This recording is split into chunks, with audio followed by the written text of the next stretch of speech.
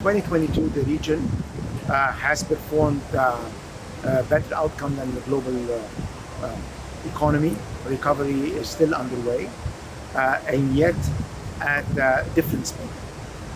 The key issues for this year are inflation is high and remain in double digit, and mainly driven by food and energy prices. Two, the change in the global financial conditions are affecting emerging economies and middle-income countries who access international capital markets.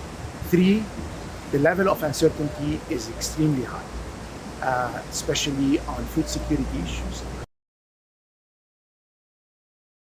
Growth for this year is going to be 5%, 5.2 for oil exporting countries, 4.8 for oil importing countries. Next year, as the rest of the world, we expect the outlook for next year to be less favorable than this year.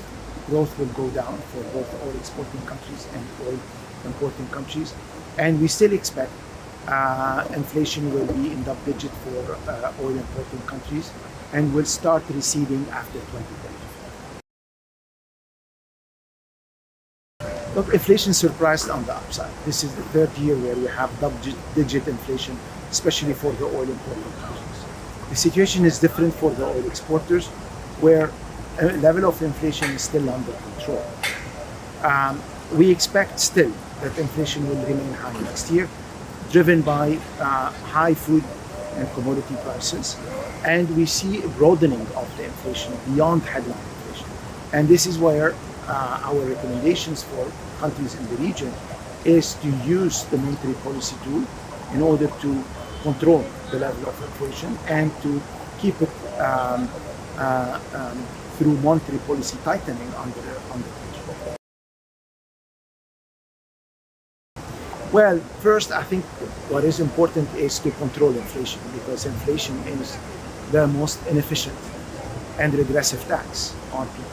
Two is to shift social spending from an untargeted system that is now mainly driven by the subsidy on food and on energy to something that is more targeted, and use what we saw during the COVID crisis, whereby several programs were scaled up to provide additional assistance to those who need it. Three is create more jobs, especially for the middle income people.